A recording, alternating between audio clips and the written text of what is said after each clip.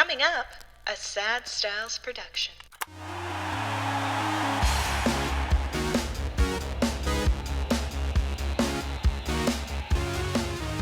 Hello and welcome. My name is Mikey Ehrenworth, signing on to the Sign Off, a Frameworth podcast for yet another week. It is the podcast where we take a look at all the stories you didn't know you wished you knew about the world of sports and sports marketing. And I am joined in studio, as always, by the ever-smiling, ever-present, the bright, vivacious Brian Ehrenworth joining me across the table. That's my Christmas smile. It's a family affair today, so... You are speaking right now like a character on a TV show who's like, this is my happy voice. Where is that coming from?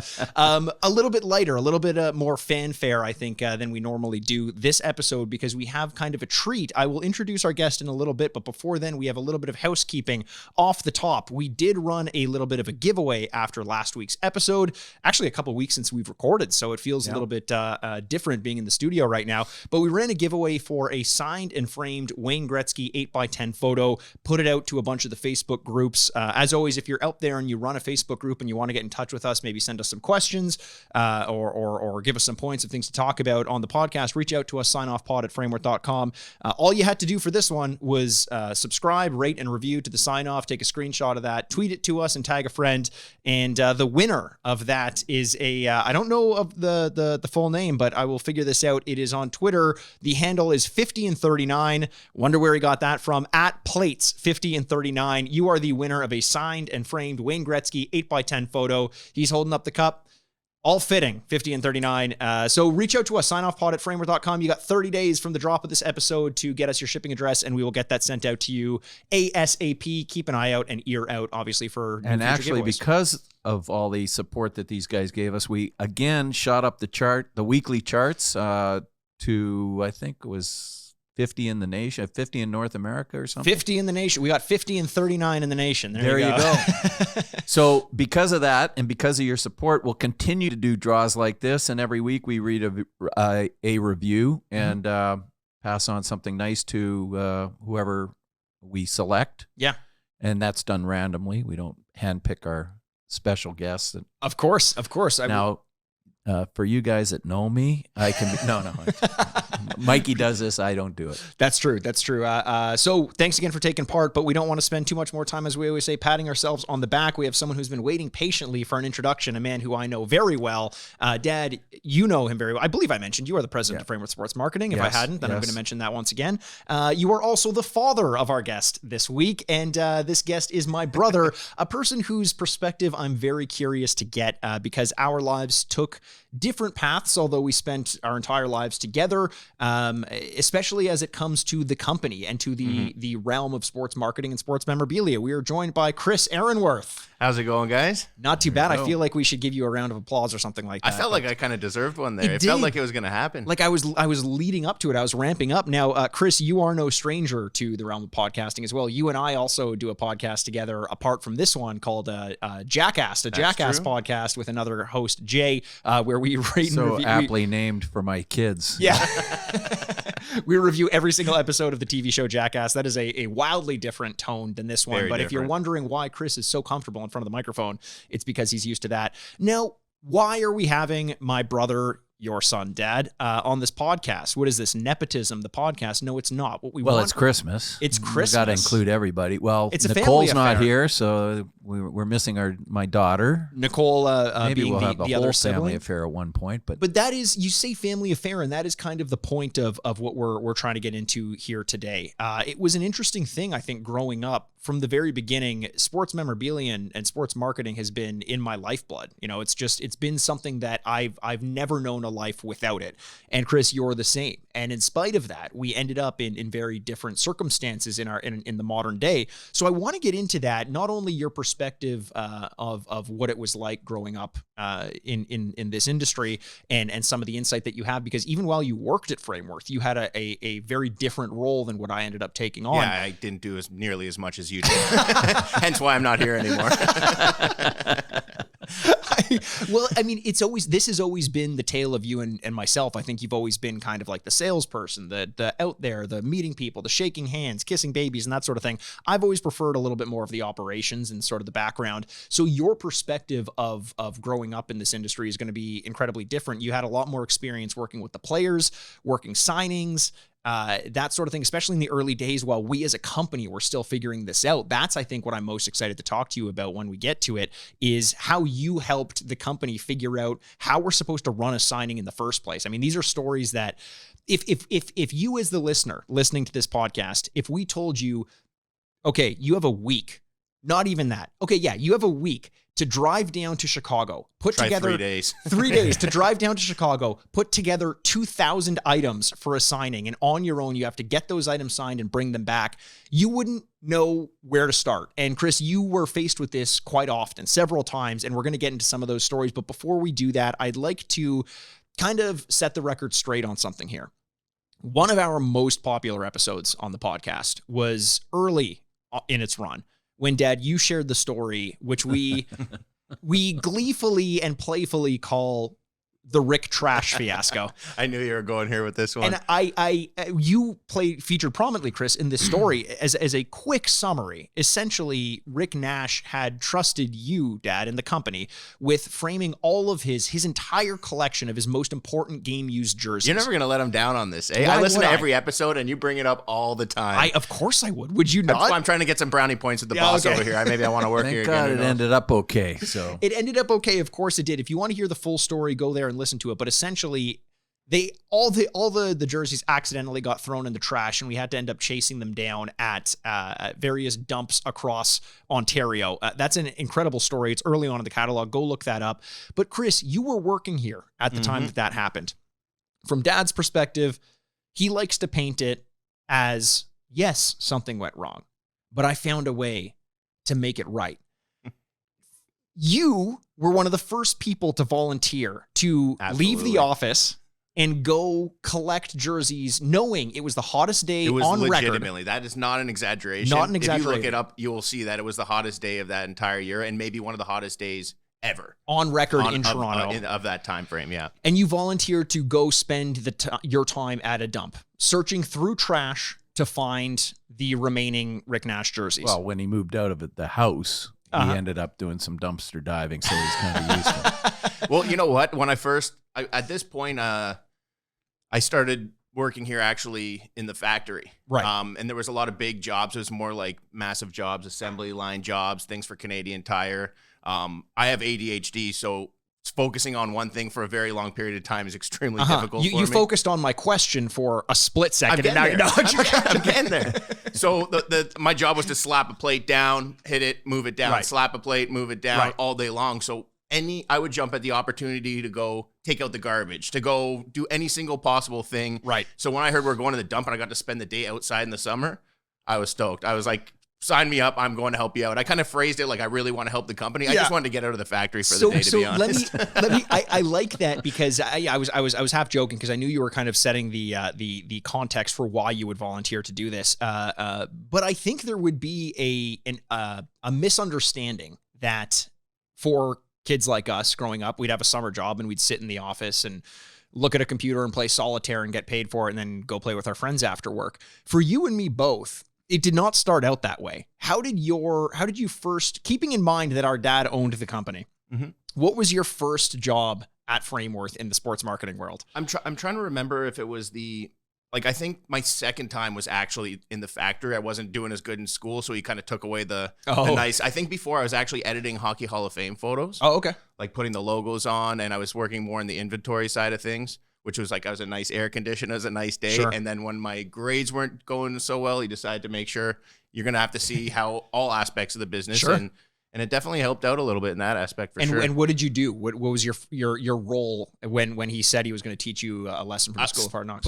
Slapping plates onto like the 1,000,000-piece order for Canadian Tire. Plates being obviously like a descriptive the plate name that you'd plates, see yeah. within a You take the glue gun, put it down, and move it, slide it down. Yes. I did that all Keep day in mind that the factory in the summertime gets very hot. Very hot. It is an air conditioned, and it was something that you need to know if you're not going to excel in school and work hard at at something that you want to do, then you're going to learn what it's like if you're, to do more of a labor intensive job. Not that there's anything wrong with that, but I think there was actually a lot of the times there are a lot of more creative jobs or more. Well, you weren't going to get anything cushy. No, but I mean, in terms of the plant, there's actually a lot of things that are maybe you're actually building frames. This was the year where it was straight punishment. There was nothing fun about it. There was no creativity. It was you're literally an assembly line, a machine on an assembly line. So. Did you, Dad, speak to the foreman at the time? I believe it probably would have been Jabel. Did you speak with him and basically say the job that no one else wants to do, I want you to give it to? No, he just purposely did that. So he was we had a lot of mass production work. We were doing some big contracts at the time, and somebody had to do it. So It was low man on the totem pole, and they couldn't get any lower than Chris. It's fascinating to picture that's how it all started. Similar to me, started counting photographs. I worked my way through customer service jobs and a lot of inventory to sales to then operations. Chris, you moved from that summer of tough lessons to more of a customer service and sales role, correct? Is that sort of how you moved? Well, these were summer jobs at that point, and then I went to university, and then I came back and I started working here. Actually, I was selling photocopiers for a while for a company called Rico. And when I decided to leave that company, I wanted to come back here and kind of take my newfound sales abilities and bring it to the family company and have more of like a established role within the company and see what I was able to do from there. And from that point, had you thought, or at any point, were you thinking long-term career, or was it always experiential in your mind? No, I was definitely thinking long-term career for a while, especially when I got into the sales role side of things. I really enjoyed sales. I wanted to be out there. I wanted to be schmoozing. I absolutely love doing things like we were talking about earlier with like the autograph signings, meeting the players. I felt comfortable in those situations. And, when we're sitting in lineups and, just kind of monitoring the whole situation. It's funny, just to interrupt there. The one job that everybody that comes to this company seems to volunteer for is doing the autograph signings. I wonder why. Yeah, you know what? It's the advantage we have in the industry. So, well, if you work for us, we might send you to the odd signing with Sidney Crosby or Jonathan Taves or one of those guys. So it is definitely a bonus. The perk, yeah. I mean, sometimes it's not as much fun when there's things like, we're waiting for the customs paperwork to go through, and I need to drive a Q van all the way to Chicago, and now I'm leaving at 5:00 rush hour on a Friday, driving all throughout the night. Well, let's pull on that thread, because I do, I'll use this to kind of set it up. Whenever we start by interviewing someone or bring someone in for a meeting or something along those lines, as soon as we built at Frameworth the showroom, the massive showroom where we show off all of our products, it's an event space. We've had Wayne Gretzky there. We've had Mario Lemieux there, Bobby Orr, anyone you can think of. We've had events there that have hosted hundreds of people. And it's staggering. It's a magnificent look, especially if you're in the realm of sports collecting. And when anyone walks through that door, they say, "Oh my God, you must lose your mind every time you're up here." Like, you get to spend all your time around the things that are my passion, they would say, as the collector. And I think they would have a similar reaction to hearing about the fact that you got to work here and then go drive down to Chicago just to do a signing with Patrick Kane. But that's assuming that all that's involved in that is getting in a truck, driving, sitting in a room with Patrick Kane, and then driving back. Not the case at all. No. And I want you to kind of walk us through some of the what would someone not expect when they're offered that job? Walk through your worst signing. This was actually similar to a signing, but it had to do with going to Chicago. Okay. For the big convention. We went out. We got out of here late because we were waiting on customs paperwork, because you're bringing products over and there's a lot of complications with that.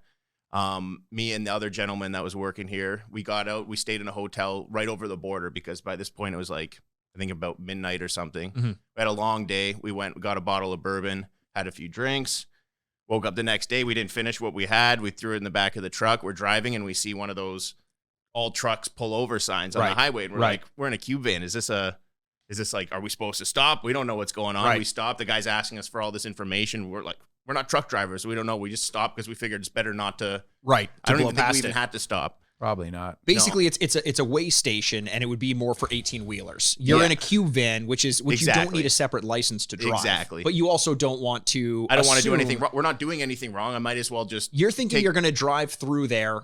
They're going to wave you through and Exactly. laugh and give you a little pat on the back. They went through. They decided to search it. Turns out, because it's a commercial vehicle, there was open alcohol, which was a bottle that we just closed, like a bottle of rum or whiskey or whatever. And now we're getting arrested on the side of the road. Like arrested. In cuffs. They brought out breathalyzers. The guy said, You didn't tell me you were in cuffs. Nick was in cuffs. Because he goes, which one's driving or who was drinking? You know, we're just trying to figure this out. And we're like, we didn't do anything wrong. And he's like, I'm bringing out a breathalyzer right now. If you blow even 0.0001, you're going to jail. We're outside of Detroit right now. I'm like, this is not going to be a good situation.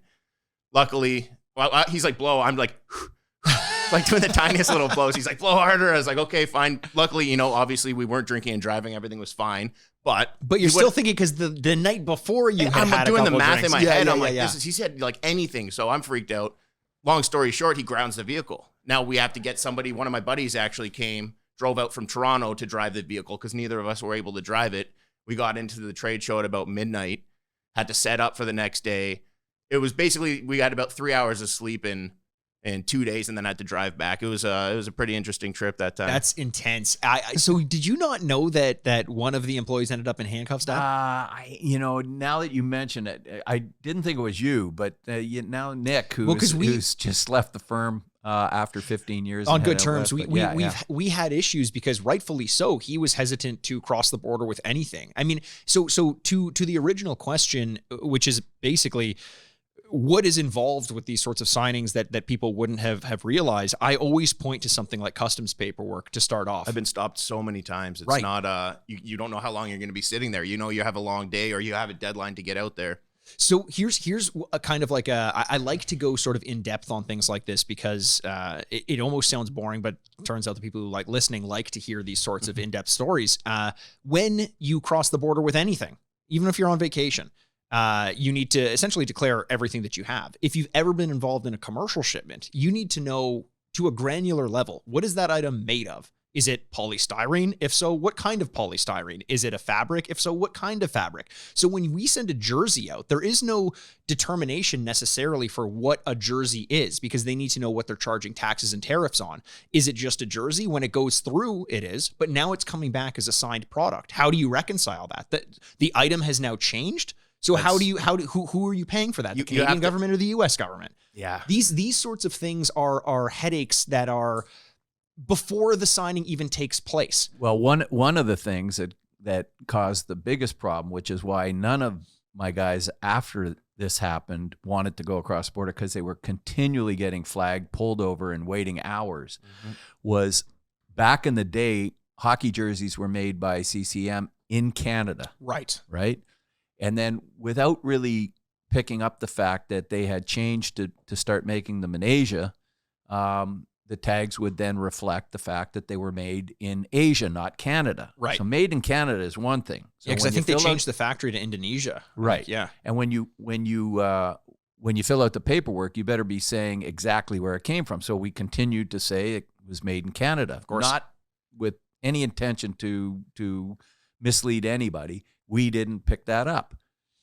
They opened some boxes, saw that they weren't made in Canada, and there was all sorts of hassles and hours awaiting that shipment, and every shipment subsequently was flagged and waited. And so Nick and Chris and whoever drove that shipment across the border for the signings would get flagged, and it would be a nightmare sitting waiting for these guys. You'd have to factor in everything. a full day just across the border. And now this is, again, turning to that innocent question of you must love going on signings. It's not all it's cracked up to be. And I kind of want to continue on that, Chris.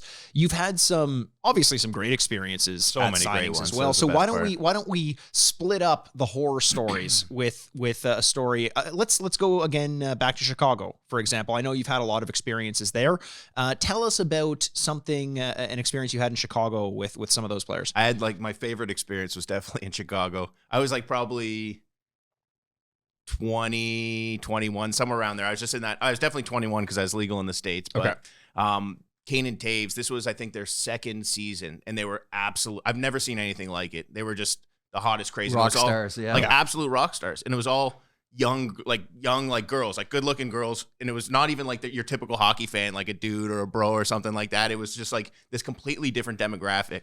So we were going down there. They're around the same age as me, and this was a signing at a mall. I know much about that demographic, by the way, because I see who listens to this podcast. Yeah. Oh my god. Yeah, fair enough. So me and my dad were there, and the signing, we were running a little late, but everybody in the entire mall knew what was going on that day. This and was in a big shopping mall in huge Chicago. mall. Yeah. And we're walking down this escalator, and word got out, and it felt like we're like the Beatles, honestly. And it was like an experience that I will never be able to get because I'm not a famous person. And I don't think I would want to have on a regular basis, but to get a taste of what that's like, Right. walking down the escalators with these guys, and there's thousands and thousands of cheering fans. It was just like, it was a really cool thing to see. And what was your role at this signing? I was just sitting beside, I believe, Taves that day, just to, check people's things, make sure that they paid for the right types of things, make sure that no one's getting out of hand. Like, there were some girls that were sitting in the front. This is the weirdest thing ever. They're like sitting on like this barricade at the front, and they're just like, Jonathan, can we have your number? Jonathan, can we have this? And he was drinking a bottle of water. And they're like, Jonathan, can we have your bottle of water? And he's like, no. They look over at me. They're like, hey, guy sitting beside Jonathan, can we have your bottle of water? And I was like, why the hell do you want my bottle of water? They're like, well, you're sitting beside him. I'm like, holy, man, there's some thirsty girls out there, literally. Oh, Well, it was also like an amphitheater because we were on the bottom level of. I was there with him, just watching Chris. His smile never left his face. We had Kane at one table. I guess I was sitting with Pat, and then Chris was with Jonathan, and we were on the bottom floor of the mall, but it was a big circular second floor, looked down on the first floor, and they were lined up on the railing, everybody, and they were singing and yelling, and it was crazy. Nuts. And Chris, he was just like grinning from ear to ear. Well, I took it on the liberty myself. All these girls were handing out their phone numbers, and they were just passing them to me to pass to him because it'd be easier. So I thought I'd be, the good old guy and sort through the ugly ones. No. Well, I'm not going to sewer the guy. You know what I mean? I'm like, hey, these ones you might want to call back. I don't know.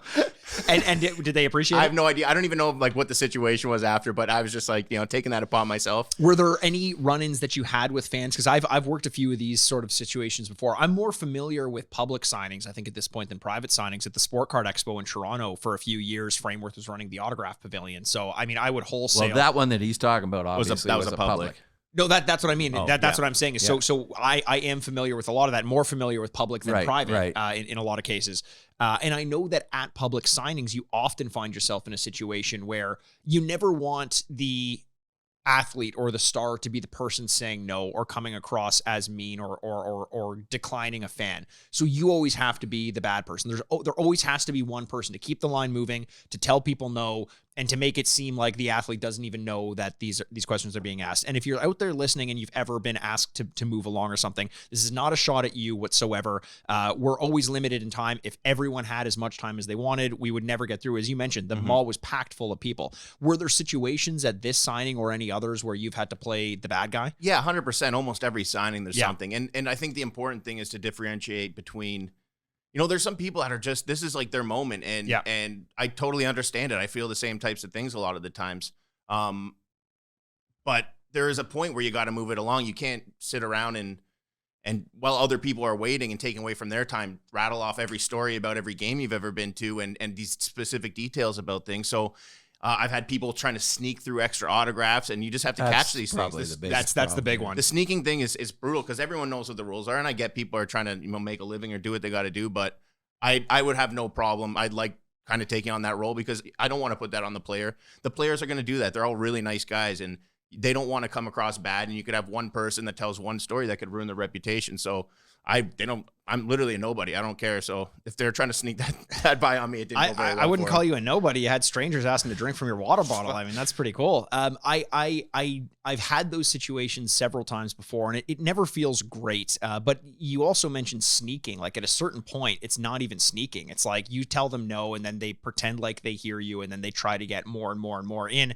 And that it almost feels like just the cost of doing business, like par for the course. Someone is always going to do that at every signing. As long as it doesn't reflect poorly on the player, I think you as the person administering the signing has done their job. 99% of the people that are going to these signings are, understand the rules and understand how to go. But but you can almost spot. You do. You can spot the guy in line Yeah. that's going to sneak something out of his pocket or open his jacket and have him sign the front of the jersey. Right. And, not that that's a bad thing. It's not about all the money. It's about being fair to everybody. Right. So, but it's amazing how you can pick that person out in the crowd and know that guy's going to be a problem. The worst is when you do see that person, you notice it, you go over because you see they have extra things. Hey, how many tickets do you have, for example? Yep. Oh, and they have like 15 things and 2 tickets. You're like, sorry, you can only pick 2. Oh, sorry, I didn't realize that. And then even after you call them out from spotting them, then they come to the lineup and they still try and do it in front of your face. And you're just like, come on, man. Feels a little disrespectful. It's funny, we had Rocket on, who is a head of athlete concierge services and security as well. He works with a lot of NHL players. We've had him on twice earlier. He was on my the favorite podcast. guest on the show Great for sure. great I guest. love those episodes. Telling stories about much more aggressively getting in the way of fans and the athletes, because he's not only looking out for their image, but also their safety, right? So he has to really get involved, but he talks about the same thing. Yeah. You look at a room full of people and the one who's going to cause problems always ends up standing out. You do this for long enough and that's it's gonna be something that jumps out at you. I don't know when I want to get to this, but we do have a ton of stories from Chicago, Chris, and not all of them went quite as well as the public signing in at the mall that you had mentioned. The one I want to talk about, we might as well get into it. Might as well. Something that I'll set this story up because I think about this moment all the time, and I tell this story not in a braggadocious way because I'm very embarrassed by it, but it's also a hilarious story. And I think it would be remiss if we didn't tell it on the podcast. The Chicago Blackhawks had just won the Stanley Cup. We were desperate to get their product because I think this is after the first time that they'd won, right? And we have a signing plan with Duncan Keith, Jonathan Toews, and Patrick Kane, and we have 2 days to do it, a day to get down there and a day to get back. We had one night to ourselves after the Keith signing and the Toews signing, and Kane was the next day. And we as a family had gone out to a restaurant, the restaurant Gibson Steakhouse. Best steakhouse. I love that place. A little bit of a tradition when we go down there. We catch up. It's not that often. Right now is rare. We're not always in a room just talking with the three of us. So we go out for a little bit of family time, and we start by ordering a round of martinis, which if you're Canadian and you're listening to this podcast, that doesn't sound like much to you. It turns out at a U.S. steakhouse, a martini is about 6 ounces. They'll empty a bottle into 3 martinis. So over here, a typical martini is about 2 ounces and like a half of vermouth or something like that. I realized the glasses they were giving us after a couple times going there, wondering what the hell, why we've been getting so bombed every time we went there, is that they serve it in an 8-ounce glass. So each martini, and it's filled to the brim. Yes. Factor in a little bit of water down. You're basically drinking 8 shots of vodka every martini that you have. And I think we had 2 that day, if I'm not mistaken. We had 2 and then a few bottles of wine. Yeah. Dad, being the smart veteran, the grizzled veteran of the sports memorabilia industry, you called it, right? And what did you expect us to do? Go out or come back? Or what are you thinking? I called it, but I knew you guys were young. It was about 11 o'clock or something when I left for the hotel, but you guys just decided that you couldn't leave Chicago without seeing a few more bars. Of course, it's a great city. Absolutely. Right down on Rush Street too, which is where all the action is. Yeah. So Chris and I, to make this part of the story short, we continue on for most of the night, still trying to responsibly count our drinks, but not factoring in how hefty those martinis were. Anyway, something goes off and we wake up the next morning. You're not going to tell the part about the manager of that? That doesn't have anything to do with sports marketing. I almost got in a fight with the manager of the Backstreet Boys. That's all I'm going to say. The manager of the Backstreet Boys? Some girls kind of I don't even know how it happened. They start chatting with us, and we go into this hotel lobby bar with them. We're chatting, and this guy comes down, and he's Bluetooth in his ear, acting like this. And he's kind of being super rude to us. We're talking to these girls. He made some comment oh, you're going after all these young guys or something like that. And we're just what the hell's going on? And long story short, Mikey completely outwitted the guy in the fashion that only Mikey could do, embarrassed him, and the guy wanted to fight us, and nothing ended up happening. No, we ended thankfully, up leaving. because we still had a signing to ruin the next day. Yeah. We didn't want to be late for that. So we woke up, we did our best, we put on our best face, and then it turned out, Patrick Kane, especially after this Stanley Cup win, he knew how to party. Mm-hmm. The whole team did, right? I mean, there were pictures of the team leaving the bars the next day after winning the cup at like 8 a.m. and things like that. Somehow, you and I ended up going and being more hungover than the guy who scored the game-winning goal for the Stanley Cup Finals. We spent all morning drinking Gatorade, trying to prep ourselves, prep the signing, and then all of a sudden we get the call that he's around the corner. What's going through your head when you realize that we've got a 2-hour signing hands-on with this guy? Well, what's going through my head is, number one, I'm feeling so nauseous. Yes. Like I'm like running to the bathroom. I'm just trying to hold it You together. and I are basically tag team in the bathroom. Yeah, where it's like I'll do this, you go to the bathroom, vice versa. I also I know that I have the drive from Chicago back to Toronto right after this, which is gonna. I know I got an all-day drive, so it's a miserable day. I just want to get the signing in, get it done, be as composed as I possibly can be given the circumstances, and just move forward. This is my boys. It's, again, not a point of pride. Probably the biggest misstep in a signing we've done. To be fair, got done. Everything got done. Everything got done. The only issue that we had, well, 2 issues. One, there was a point where you were standing up in front of Kane and you were moving the photos from side to side as he was signing. So you're across the table from him and you have a gag reflex unlike anything that I've ever seen. You stand up stiff and straight and it catches Kane's attention. He looks up at you and you gag. You audibly gag standing 3 feet away from him. And Kane looks at me like, what the fuck is going on with you guys? He probably thought I was going to throw up on him and all over all the memorabilia as well. That's what it looked like. We didn't, thankfully you didn't, and you didn't ruin any memorabilia, but we did get one thing wrong during that signing. Do you remember what that was? No, I don't think so. Do you remember that was, Dad? Missigned something? We did missign something. Oh, signed the numbers on the wrong side. On the wrong side. Is that what that? I didn't realize that happened then. I just saw those numbers. They're still here.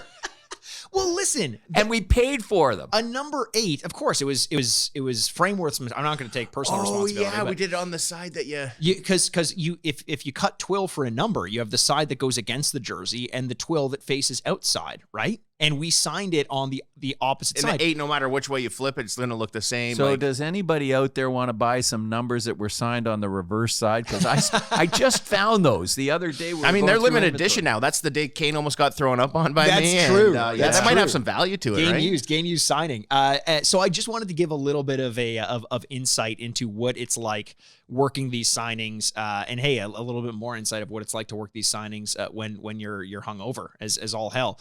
Chris, what were the pain processes and learning processes in getting comfortable with the signings? Was there ever an element of nerves when you first started to do these things? I wouldn't say as much nerves. You just want to make sure that you count everything. There's no issues with numbers. I would double count, triple count, make sure all the numbers are there. You build the trust up with the players and things like that. I don't want any reputation being messed up. Right.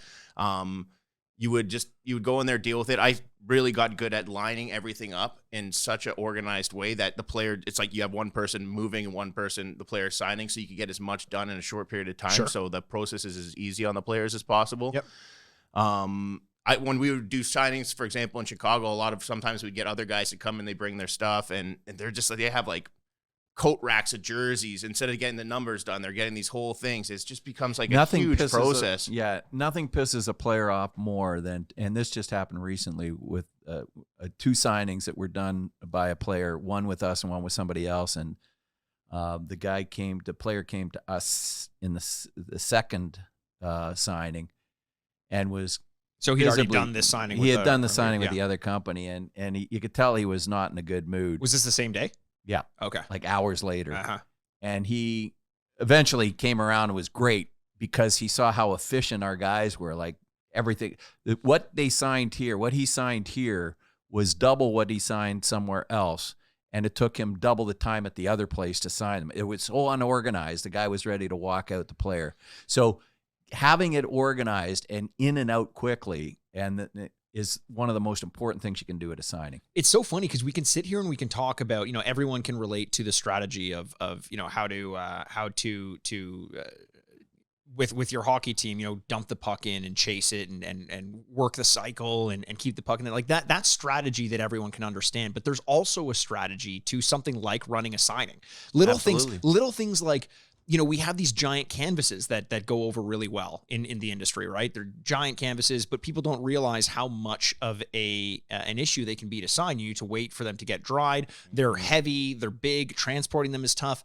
So there are little strategies, like you put a big pile of canvases in front of them. They sign that. You lay them out as they dry, and you layer them in a way where you're not taking up a ton of space, but you're not. Yeah, space management is massive. It's key. And then after a bunch of canvases, what are you most likely to do? After you sign a bunch of canvases, what are you most likely to do? Well, you have to.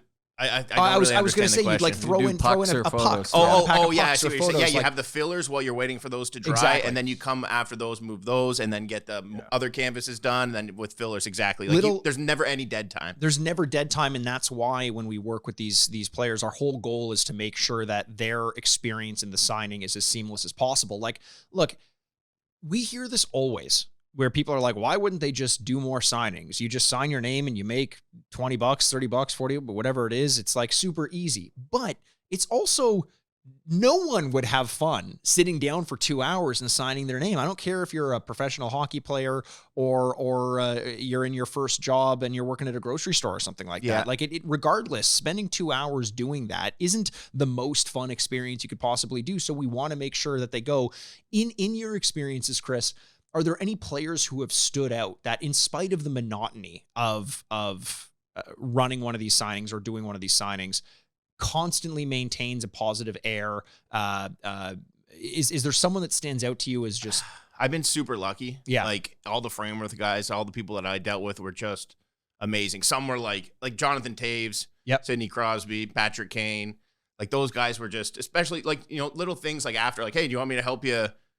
I'll help you box this up. I'm like, no, man. Like, bro, you got go practice. People don't realize players work basically 6 days a week. They have like a couple weeks off, especially if you make a deep playoff run. You have time for vacation. Then you're back to training. Like, everybody thinks it's this easy thing. You're waking up, you're training. Even on your days off, you have things to do and responsibilities. So you're taking into very valuable time of people. Right. And I don't care what job you have. It doesn't matter what profession you are. If you're in that top elite level of that profession, your time is very valuable. Yeah. And you really need to take care of that consideration. Some guys are, basically every guy I've dealt with was really nice. I mean, sometimes there was a time where, I won't even mention it, but it's like you go in, we're at the practice waiting for after to do the signing, and people know you're there, and I guess they just don't want to do it that day. The players. And you're waiting, and then you find out they slipped out the back door. That's happened to me before as well. Come on, man. I'm waiting for this. Now I need to drive home and deal with this. And I mean, I don't know what someone's going through in that day, but that kind of thing sucks a little bit. Sometimes it happens by accident. I know in particular, you're talking Chicago, Pat Kane. I was talking about a different place. No, I know you were, because Pat came back to the rink. Like, he just forgot that he had to do the signing. I don't think I was there that Jonathan Taves came in, and then we're waiting for Pat. And then Jonathan said, where's Pat? And I said, well, he's supposed to come in with you. He said, well, he was just getting showered and all that. I thought he'd be in. He waited with us and then said, let me call him. He was already back at his condo and said, I forgot all about it, and came back to the rink. I was talking about the time when we had to track down the player's house, and we're driving through the hills trying to figure out where the heck we were going. I know who you're talking about there. He's no longer with us, so I could almost slam the guy. No, he was a good guy. He was a good guy other than that one day. Yeah. I want to get, Dad, I want to actually ask you a couple questions in a little bit, but before we do that, Chris, there was one of my favorite stories to stick to Chicago. It was actually another story with Dad. I believe this was at the All-Star game, and a very young Patrick Kane came in with a brand new suit and was given instructions not to shake the paint pen that he was signing with, shook it anyway, and got his suit completely ruined. Knew that it wasn't our fault, was obviously upset with the situation. Were there any situations in your signings that you kind of forced you to take pause or put a player in an uncomfortable situation? I'm trying to think. There's not much I can think of. Everything generally went pretty smooth, other than that time when I was hungover that one day, and it just made things a little bit awkward. The paint, and I can't really think of anything along the lines of like the paint spilling on the player or something like that. Wrong side of the number. But actually, Chicago, just to finish off the Chicago, because we're talking about a lot of signings, but there were a lot of, as the Ehrenworth family evolved and grew up. Yeah, we've been evolving ever since. That's how we look at it. So obviously wanted to be part of a lot of the games and things that happened. So there was the Winter Classic there. Right. Remember that? I do. That was my bad. No, I think I know what you're hitting on. So, okay, here's a new topic of conversation we can get on. Chris, you and I, it's not often that I have an ally in the room with whom I can pile on Dad. But we grew up, as I mentioned, sports and sports marketing are in our DNA. It's always meant something a little bit different to us. It's always been a business, right? Well, I remember getting an argument on the same theme of wanting to wear a Leafs jersey when Pittsburgh's in town. You know, I'm from a Toronto fan, and being like, you know what, like, we have some politics involved in this. And I was like, yeah. And, you know, I'm a little kid. I'm like just hyped up. And sure enough, you know, little things like that to be aware of. So it kind of changes the way you look at the sport. Yeah. So it's always been at a very reserved level when we're at these games and taking them in person. Sports have always been more of a business. It's why I've kind of loved paying attention to leagues that we don't deal with, because I don't feel any affinity towards the individual players. It is so hard to reconcile when there's a team that you like and a player that you like on the opposite team, especially in like the playoffs when they're facing each other and you're just sitting there like, I'm supposed to hate this guy. That's what sports have taught me. You hate the opposite team, and it's just really hard to get yourself into that mindset because you're dealing with human beings. But there was one case where we as the family, we've been very lucky to have been able to go see some playoff hockey in other cities. You know, growing up, Chris, you and I were sort of indoctrinated into the Pittsburgh Penguins wheelhouse because Frameworth had signed a deal with Sidney Crosby at a very early age. It's where he was drafted to, and we've been watching his games ever since. We went to go watch the Penguins play Philadelphia in the playoffs in one of the strangest playoff series I think I've ever seen. It was constant. The Penguins would go up 4 or 5 goals in the game and end up losing the game. They won a game like 10-3 or something crazy like that. And then we went to go see a game in Pittsburgh. And while we were there, maybe we went to the Gibson's equivalent to Pittsburgh. I'm not sure, but we all got really into the game. And Dad, you had got us these tickets, and they were pretty much where you would get tickets. I think if like the players' friends and families were around there, right? They were given to us, or we paid for them, or given to us by one of the players. So we're in the player section, and it was a playoff game. It was a playoff game against Philadelphia. In this series that was very contentious. Was it like this? It was the next series was the Stanley Cup. Like I think it was the conference finals. I don't think it was yet, but because we should know this. It wasn't. Philly was up in the series. Philly was up going in the series. into that game. This was, I believe, 3-1 or something. This was the series. They were up 3-1. This was the series that Sidney famously said, "I don't like anyone on that team," and he was very explicitly talking, we believe, about Maxime Talbot, who had been on the Penguins. There was a very, very contentious butting of heads between those two teams, and this is not stuff we know personally. This is stuff that was in the media. This is all. This is just through the interview. To clarify, I don't need to get a call. No. It's I mean there were shirts like this. That was the story of this series, was that, you know, fans in Philly would have shirts that said, "We don't like you either." Like that was the narrative of this. And I say that to provide context for why we were so riled up. And God bless the Philadelphia Flyers fans who went to that game in Pittsburgh, because it was no easy feat to do it. Granted, if we were Pittsburgh fans in Philly, it would have been much worse. Way worse. But we were getting into it. And this is the one situation, and maybe you'll agree with me, Chris, that I ever saw Dad really let his fandom show. It's the one time ever. And it showed as good as you could. I can't even think of the phrase. It was the best thing I've ever seen. It was the biggest fanatical display I've seen you, Dad, ever put on. And not just you, I think anyone. Well, keep in mind, we're in somebody else's seats, and people know me in wherever I go in terms of the buildings that I'm in and the associations that I have with team executives and things like that. Right. So that's why I have to behave myself. He's always reserved. I've never got to see this fun. I call it a fun side. Yeah. We loved seeing it. It was a little intense. It was very intense. I mean, we all got into it, to be fair, and Dad was just along for the ride. We were chirping the Philadelphia play. They were close enough that they could hear us from the stands. We shouldn't even admit this, but blatantly yelling at the Philadelphia Flyers fans in the stand near us.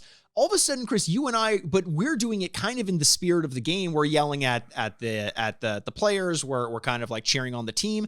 And Dad, out of nowhere starts to become cruel towards Ilya Bryzgalov. Cruel towards Ilya Bryzgalov. I don't think he ever recovered after this day. You were yelling things that I've never heard you yell at a human being before, let alone a player on the ice. He's walking up and down the aisles, rallying up the fans, arms up in the air. He's getting entire groups of people in the stadium and singling out Flyers fans. Hey, Billy Finn over here. Fuck you. So well, no, because the one guy, remember the one guy that had the fuck Philly sign, Yes. but it was PHUCK? Yes. And he stood up and I said, there you go, right there. Yes, and you were sicking him on all the Philadelphia fans and they were all in the area. excited about that. And so the fans are one thing, no one got hurt, no one got in a fight, it was fine. But the thing I want to focus on, and this is not a shot at Ilya Bryzgalov, I think he's a fantastic character. I loved him in the league. I loved every interview he was in, but he was on fire for a lot of his career up until that game. That period when he really started letting loose on him. Dad's yelling Swiss cheese at him. You're worthless. You're this, you're that. Who lets a backhand from the blue line and you? Dad literally marching. This is our barn. Our barn. That's where we heard this. Literally marching up and down the stairs.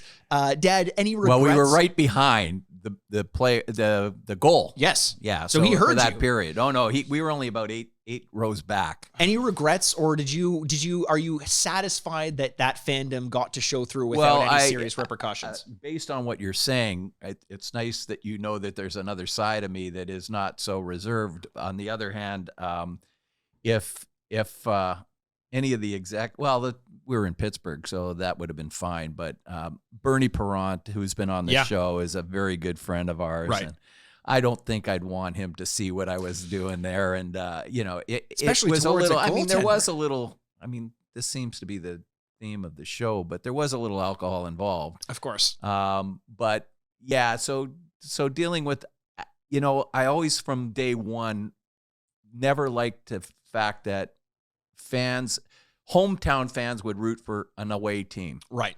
And there were a few of those, Yeah. but there were other people that came from Philly, so you got to respect sure. that. But the guy behind us was the worst because he was a Philly fan and he kept standing up, and that's how I think I got started, because I was so stressed out that Pittsburgh wasn't winning this series. Yes. And that was really getting to me.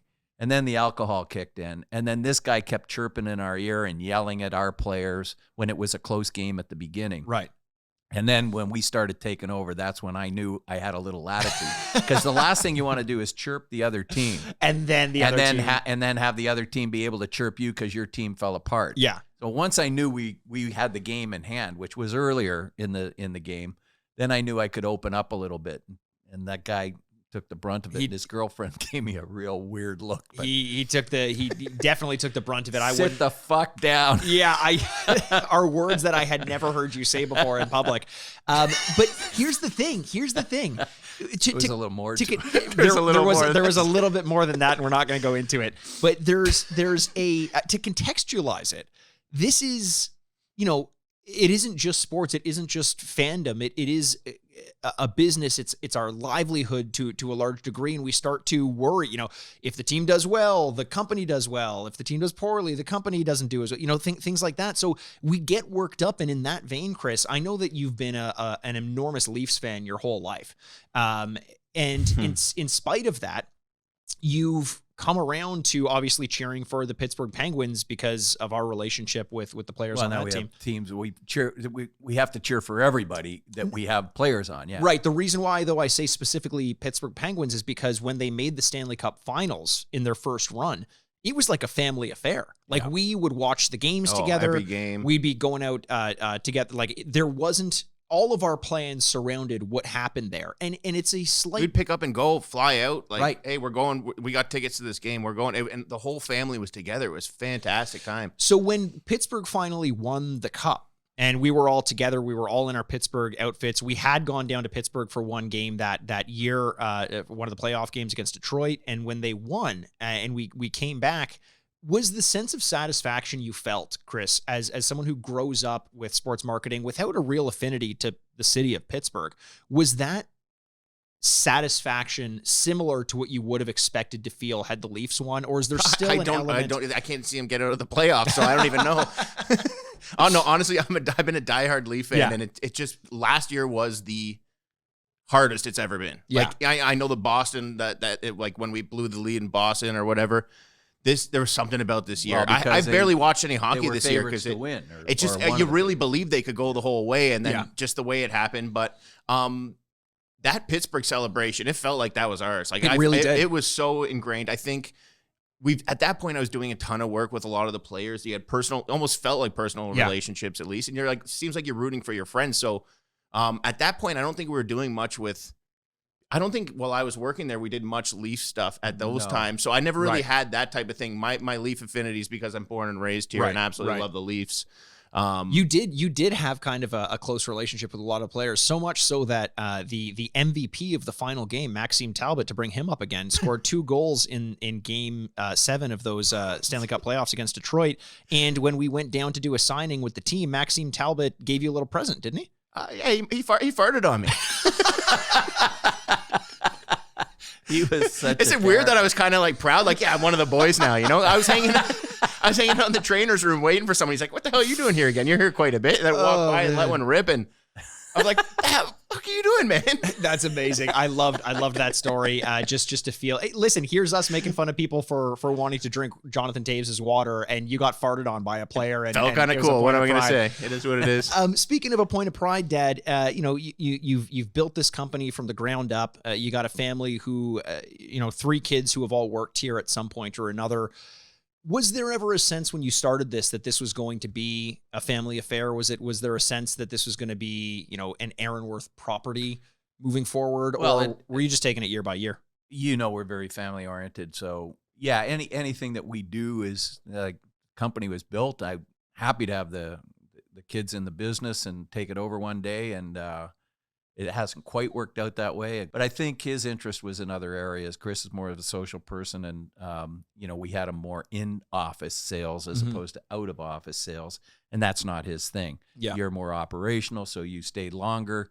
Then you're The off office is doing my your- happy place. So, It's, so they've abandoned me. So if there's any kids out there that want to take over my business one day, give me a call. No.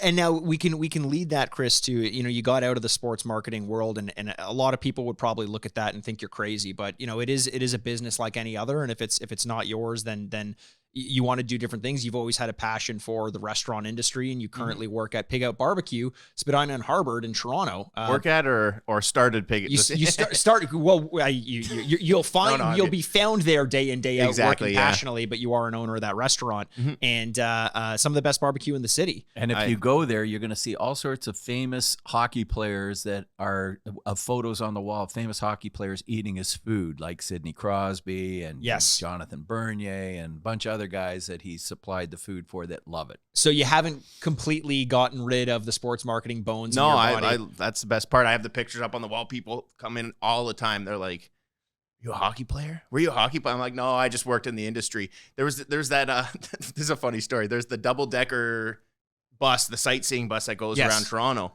and I guess some of the tour guides that were there came to the restaurant, and someone came in. They're like, "Oh, this is the place they were talking about on the double-decker bus. This is the place that every time that all the athletes they come in, this is the place that they eat at." I'm like, a few people came in before, but it's definitely not That's that like. amazing. Well, so you I'm like, see- hey, I'm not gonna. I'm we not had gonna Tom deny that. Bitov on last week or the week before. 2 weeks and, ago, yeah. And now that Gretzky's is closed down, Pig Out Barbecue has taken over that role. So, when people come to town, they go to the Hockey Hall of Fame, they Right. go to the game, and then they go to Pig Out Barbecue. That's it. Like the sound of that. That's the third step. The third step. Now, one question to lead us off, Chris. And I do highly urge you to go out there. This obviously we're family, but I'm a huge fan of barbecue, and I can't get enough of your restaurant.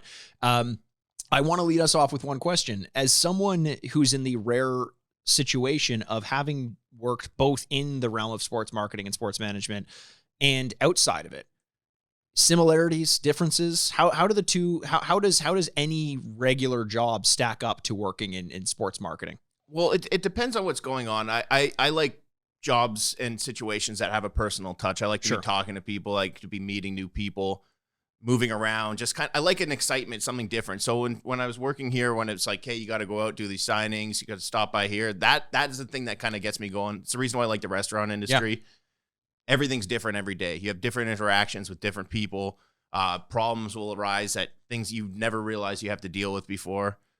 In terms of similarities, it's just a matter of coping skills and people skills. I think that's the biggest transition between the two. You learn how to deal with people in this industry, and then you could take that across the other industry. But feels like there's positives and negatives across any industry. But at the end of the day, the thing I always try to stress to people is that work is work. I've done a couple lectures at Durham College to kind of, they have a sports management program there, and I've spoken to some of the classes, and the first question I always ask is, you guys are in sports management. What do you guys want to do for a living?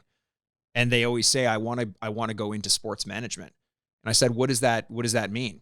What are you going to do day in, day out? I was like, do you mean you want to be an agent? And some of them are like, yeah, I guess so. I was like, okay, but you understand that sports, pretty broad umbrella. It is. It's an industry. You can be an accountant in the realm of sports marketing. You can be in operations. You can be in sales. You can be a marketer if that's what you want to do. But just like any other industry, it's a business, and that's kind of what we wanted to have you on was to provide that context, tell some of the good stories, some of the bad stories, and everything in between. Dad, any other thoughts? You got your 2 kids here. Anything you want to say to us? No, just you know what? I don't know if this will be on before Christmas. This will be on before Christmas. Merry Christmas to all of you that celebrate Christmas. Happy holidays to everyone else. Thanks for listening, and remember to subscribe, rate, and review, and that really helps us. And the more that happens, then the more we can give back. Absolutely, and tell a friend. Tell a friend. We've had such positive feedback from everyone over the past couple of weeks, especially. It seems like things are really moving for us, and some really kind words out there. And hopefully this family affair suits the theme of the holiday season. Hug your loved ones out there tight. Thank you for joining us. I'd give you a hug out there if you were in here with me. But until next week, we have some special things planned just before the end of the year. Chris Ehrenworth, owner of Pig Out Barbecue. Check it out, guys. At Spadina and Harvard, just across from the 650 Spadina. 650 Spadina, just across from the Robarts Library, U of T. For Brian Ehrenworth, president of Frameworth Sports Marketing, and myself, Mikey Ehrenworth, host of the Sign Off podcast, this is us signing off.